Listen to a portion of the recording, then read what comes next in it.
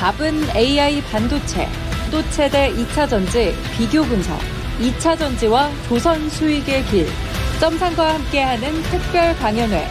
QR코드를 인식해 확인해보세요.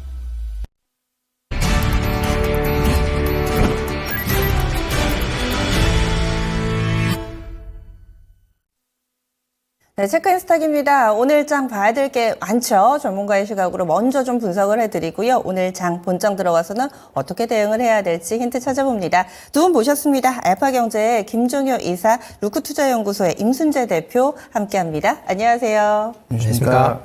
예.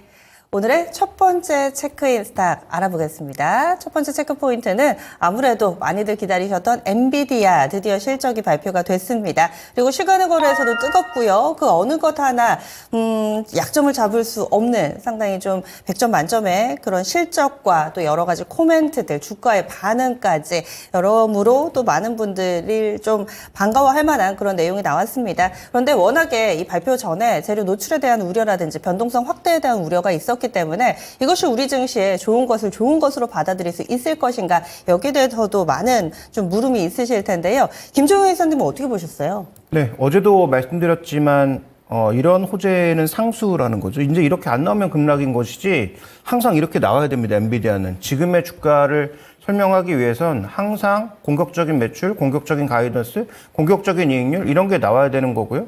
그 다음에 오늘 젠슨항이 밝혔던 것처럼 여러 업체들의 추가 투자도 앞으로 지속적으로 이어진다. 이거 멈출 수가 없다. 그래서 오늘 얘기 핵심 포인트는 크게 보면 두 가지 아니었습니까? 지금 우리가 블랙웨일 내놨지만 블랙웨일 나왔다고 구제품이 안 팔리는 거 아니다. 구제품도 지금 줄 서 있다라는 것. 그 다음에 이제 시장에서 스플릿을 과연 언제 할까에 대한 계속 논의가 있었는데 이번에 이제 정말 발표를 했다는 거죠. 그러면 이 $1,000 넘어가는 구간에 스플릿이 된 거니까 $100 정도까지 가격이 떨어지는 것인데, 그러면 이 가격 떨어진 이후에 공격적으로 또 사고 싶은 사람들이 들어올 가능성, 그동안 주가가 조금 부담돼서 혹시 이제 들어오지 못하셨던 분들도 접근할 수 있는 그런 가격대로 내려오는 것이니까 6월 이후에는 추가적인 상승세를 보일 수도 있는 그런 상황인데, 자, 여기서 중요한 포인트는 엔비디아가 상승세를 이끌 때 같이 연합해서 가고 있는 대만의 TSMC, 일본의 도쿄 일렉트론, 우리나라 SK하이닉스까지 계속 한 통으로 움직였단 말이죠. 그쵸. 근데 어저께 이제 TSMC하고 SK하이닉스가 먼저 신고가를 낸 상황이에요. 그래서 오늘 엔비디아가 뒤늦게 신고가를 냈고요. 그렇다면 이 순환의 고리가 끊임없이 이어질 것인가가 가장 중요한 포인트라고 봐야 될 것 같은데, 실제로 이들 종목군들의 전체적인 수익률을 조금 살펴보시면 어떤 특징을 나타내고 있냐면, 엔비디아가 올해 독보적인 상승률, 100%에 가까운 그런 상승률을 올해 이제 보여준 것이고요.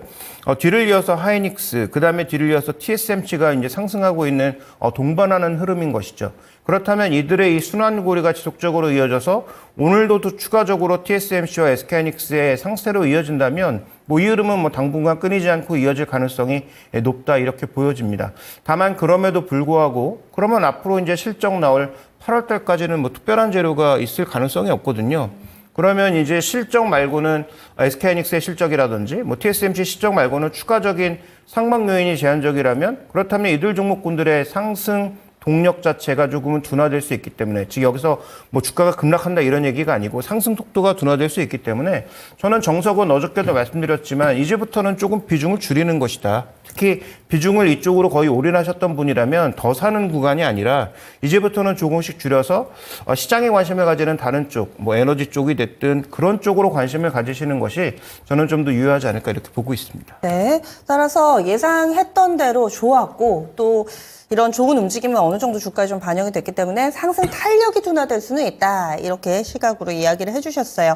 엔비디아의 실적 발표 관련돼서 첫 번째로 알아봤고요. 다음 두 번째입니다. 우리가 너무 엔비디아에만 매몰돼 있을 수는 없죠. 사실은 간밤에 미증시 3대 지수는 다소 좀 조정 양상을 나타냈습니다. 그 이유를 보면 FOMC 의사록이 공개가 됐는데요. 최근 들어서 이 연준 인사들의 발언들이 꾸준히 좀 이어지고 있는데 하루는 비둘기, 하루는 매, 조금씩 좀 뉘앙스가 달라지고 있습니다.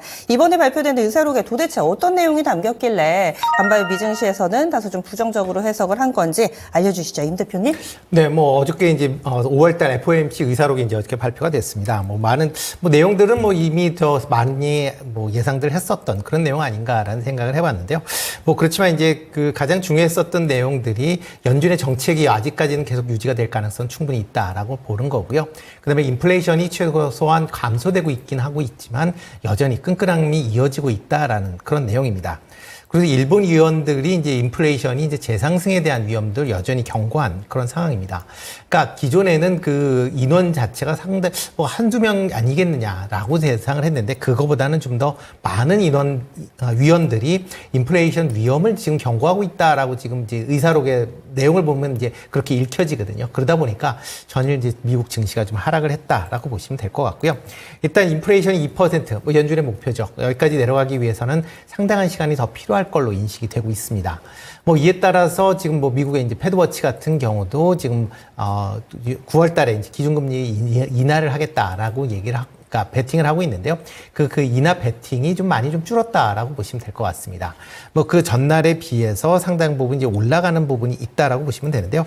뭐 전날 같은 경우는 지금 인하를 하겠다라는 쪽으로 지금 베팅되어 있는 게 한 51% 정도 인하할 것이다라고 베팅이 됐는데 어제 같은 경우도 이제 비슷한 그런 모습을 좀 보이긴 했습니다. 그렇지만 그 동결 자체가 전일 39.4%로 그 전날 34%에 비해서는 39%로 전날 34%에서 한 5%포인트 정도 올라가는 그런 이제 모습을 보일 만큼 어떻게 보면 현재 패드워치의 상황으로 본다라고 해도 기준금리 인하 속도가 상당 부분 지연될 가능성에 대한 부분이 크다라고 보시면 될 것 같고요.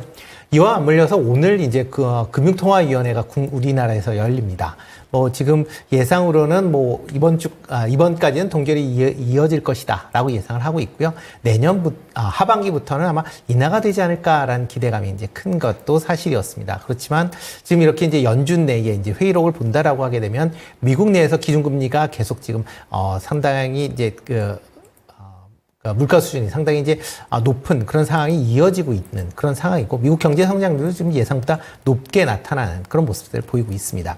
여기에 국내 경제 성장률도 지금 1분기에 예상보다 좀 높게 나온 1.3%가 나왔거든요. 그러다 보면 하는 입장에서 보면 지금 상황에서 과연 이거를 쉽게 인하시킬 수 있겠느냐라고 보면 아마 하반기에도 인하하는 시점이 상당 부분 좀 늦어질 가능성은 좀 있다라고 생각을 좀 하고 있습니다. 그렇다라고 하게 되면 이러한 이제 금리와 관련된 여러 이제 최근에 이제 금리 인하에 베팅을 하면서 많이 올라갔었던 그런 이제 종목들 자체가 과연 추가적으로 상승할 수 있는지의 여부에 대해서는 좀 퀘스천이 붙을 수밖에 없는 거고요. 뭐 그렇다고 뭐 당장 지금 미국 글로벌 경기가 나빠지는 건 아니기 때문에 그렇다고 뭐 급락을 할 가능성보다는 현재 수준에서 아마 박스권으로 움직일 가능성은 좀 크지 않을까라는 생각을 해보고 있습니다. 만약 기준금리가 이렇게 인하 시기가 늦어진다라고 하게 되면 뭐 가치나 실적주 중심으로 관심을 좀 가지셔야 되지 않을까 싶고요. 최근에 이제 기업 밸류업 관련된 종목들이 좀 강한 그런 시세를 보이고 있었는데 아마 이런 그 흐름이 좀 더 이어질 가능성은 있다라고 생각을 하고 있습니다. 네, 그러면은 성장주 쪽으로는 약간은 좀 보수적인 시각으로 봐야 된다. 그렇죠. 네, 일단 뭐 특별히 떨어진다라기보다는 지금 수준에서 머물러 있을 가능성이 좀 크다라고 생각이 되고 있고요.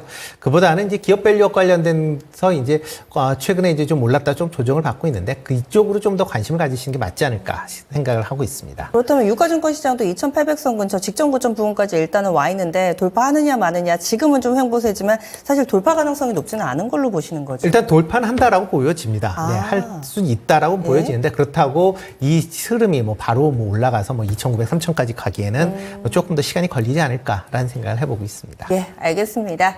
또 빼놓을 수 없는 우리가 늘상 체크를 해봐야 될 부분이 미국의 금리가 어떻게 될 것인가 여부였는데 앞서 발표된 이 FOMC 의사록 다소 좀 이 매파적인 성격, 이 여러 명의 연준 위원들이 지금의 현재 금리에 대해서 의구심을 나타내고 있습니다. 제약적인 수준이 과연 맞는 것인가 따라서 금리 인하 시기가 조금은 늦춰질 수 있지 않을까. 여기에 또 걸맞는 종목으로는 가추주 성격, 실적주, 밸류업 프로그램 관련된 종목군들을 계속해서 봐야 된다. 임순재 대표님이 이렇게 해서 의견 주셨어요. 다음 포인트 넘어가겠습니다. 두 분이 나란히 오늘 봐야 된다라고 짚어주신 내용을 차곡차곡 좀 보겠습니다. 바로 현대차인데요. 어제 오후에 보여줬던 현대차의 퍼포먼스는 정말 가히 대단한 모습이었습니다. 현대차 52주 신고가를 넘어서 이제는 사상 최고가 부근까지 올라서 있는 모습이고요. 거기에 근거로 또 여러 가지 해석들이 좀 나오고 있는 상황이라서 두 분의 다양한 시각으로 현대차의 어제의 움직임, 그리고 또 앞으로는 어떻게 될 것인가, 여기에 대해서 이야기 나눠보도록 하겠습니다. 먼저 김정효 이사님도 의견 좀 알려주시죠. 네, 이제 현대차가 과연 혼자 가느냐, 기아차와 함께 가느냐, 뭐 이 부분도 중요할 것 같고요. 그 다음에 예전에 현대차가 올라갈 때에는 부품주들을 끌고 가는 그런 모습이었는데, 과연 부품주들을 이번에 끌고 갈 수 있는 상승세냐, 아니면 현대차 개별적인 이슈로 어저께 그렇게 급등한 것이냐에 대한 판단이 중요한데, 뭐 어저께 이제 말씀을 드렸던 것은 뭐 두 가지 정도였죠. 인도 IPO 얘기하고, 그 다음에 지금 뭐 현대차 뭐 실적이 갑자기 뭐 좋아질 만한 그런 요소가 별로 없는 상황에서 뭐 밸류업 얘기 좀 흘러나오고 있고 뭐 이런 얘기들을 말씀드렸는데, 어저께 시작해서 또 화두가 된 것은 중국 쪽에서 이제 미국과 유럽이 연합해서 중국을 공격하니까 중국도 반대로 이쪽을 공격할 거고, 그러면 현대차 기아차는 현재 공장이 많이 있으니 그와 관련된 수혜를 받을 수 있다는 것이 굉장히 이제 공격적인 어떤 상승의 이유로 꼽는 것으로 보이는데요.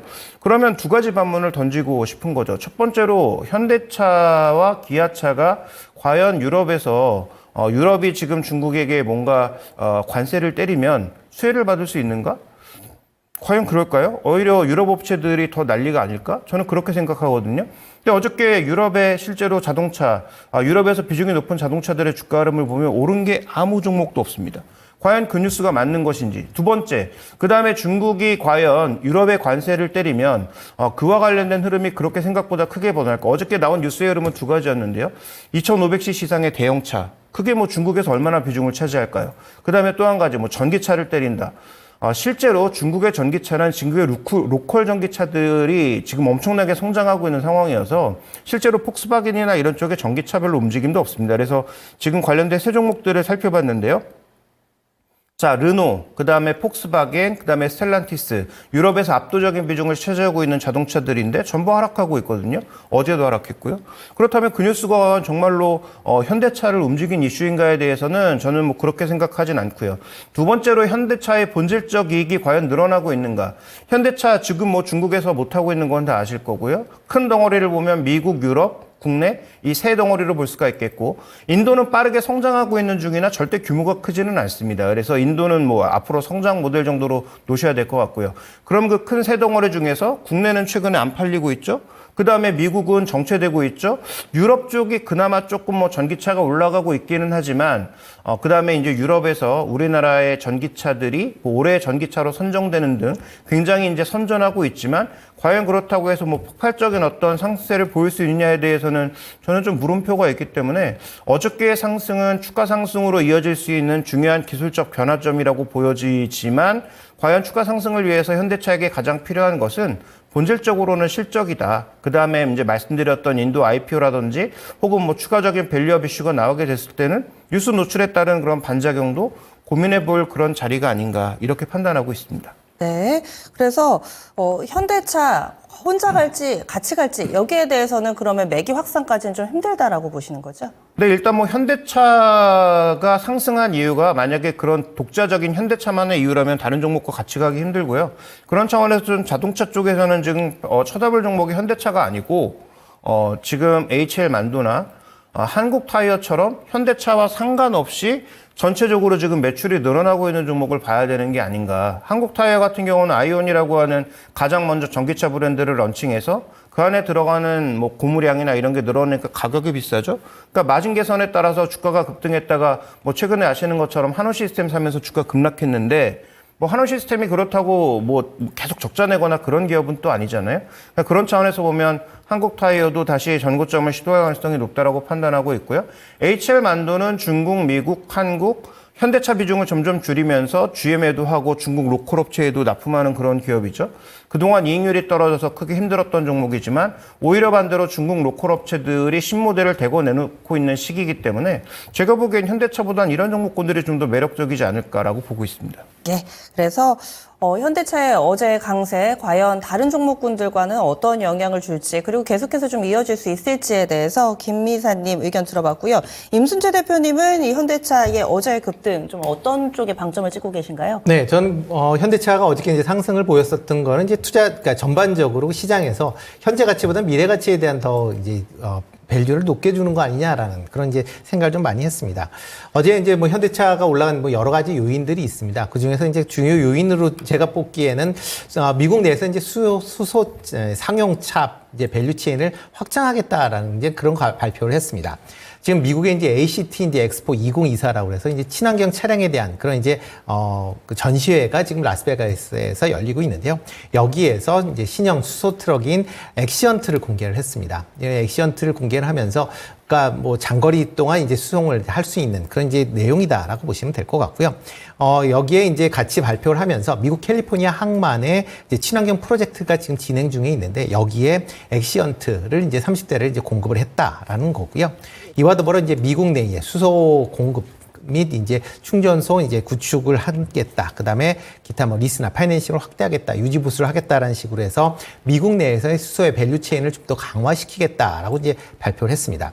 여기에 같이 덧붙여서 나온 내용이 미국의 자율주행 기업인 이제 플러스라는 이제 회사가 있는데 뭐 회사 규모는 크지 않은데 엑시언트 그러니까 수소를 트럭을 이용해서 자율주행 지금 4단계 테스트를 지금 시작하고 있다라고 얘기가 나왔습니다. 그러니까 향후에 전기차뿐만 아니라 수소차에 대한 그런 이제 시장도 확대될 수 있다라는 그런 기대감이 어떻게 시장에서 좀 반영된 거 아닌가라는 생각을 해보고 있고요.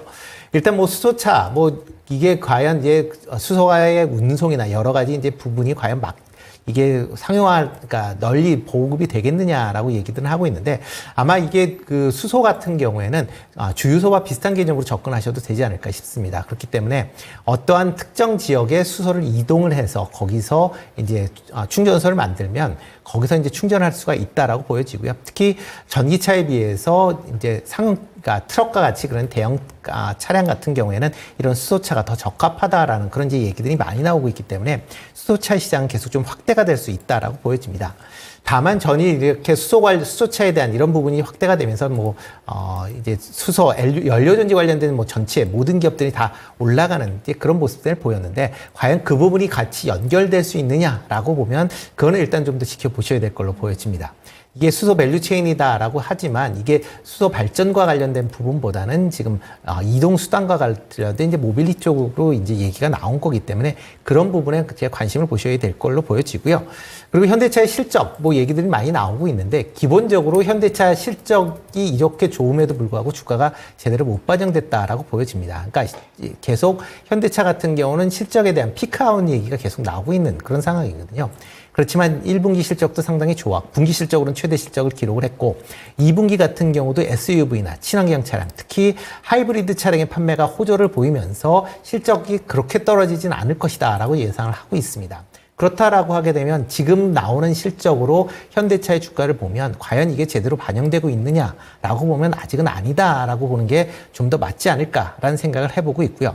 여기 어저께 이제 저녁 오후에 이제 나온 얘기로는 6월 달에 이제 현대차가 2024 CEO 인베스트 데이를 이제 개최할 것이다라고 얘기들을 하고 있습니다. 그러니까 매년 이제 했던 행사인데 여기에서 그동안에 이제 실적이 계속 호조를 보이고 있기 때문에 주주 환원 정책을 확대하지 않을까라는 기대감도 같이 이제 맞물려 있다라고 보여지는데요. 대표적으로 지금 뭐 경쟁사라고 이제 현대차에서 생각하고 있는 토요타 같은 경우에 지금 주주 환원율이 40% 정도 됩니다. 이에 비해서 현대차의 주주 환원율은 현재 25% 정도에 불과하거든요. 그렇다라고 하게 되면 향후에 이런 주주 환원율을 도요타 수준까지는 올려야 되는 거 아니냐라는 그런 얘기들이 나오고 있기 때문에 그런 부분도 같이 좀 주목해서 보시면 좋을 것 같고요. 그러다 보니까 외국인들이 최근 이제 5월 10일 이후 지금 8거래일 연속 한 180만 주 정도 지금 순매수를 했습니다. 그리고 연초 대비로는 외국인 지분율이 한 6.8% 정도 상승할 만큼 외국인도 이런 이제 실적이나 이런 주주 환원책에 대한 기대감을 표명하고 있는 거 아닌가라는 생각을 해보고 있습니다. 네. 그렇다면 앞으로는 어떻게 전망하세요? 일단 현대차 같은 경우는 뭐 추가적으로 더 상승을 해야 되지 않을까라는 생각을 해보고 있습니다. 실적 대비 뭐 여전히 PBR이나 PER 기준으로 보면 저평가되어 있는 게 맞는 거거든요. 물론 이제 자동차 업종이라는 그 특징 때문에 그렇게 주가가 많이 못 올라갔지만 일단 뭐 경쟁사 수준까지만 올라간다라고 하게 되면 추가적인 상승률은 충분히 있다라고 생각을 하고 있습니다. 네. 주가가 딱 한 가지 요인만 갖고 오르는 것은 아닙니다. 여러 가지 내용들이 동시다발적으로 영향을 미치면서 주가를 형성하죠. 그래서 다양한 시각으로 현대차 어제의 급등에 대해서 분석을 해봤습니다. 이렇게 해서 체크인 스탁 마무리 짓겠습니다.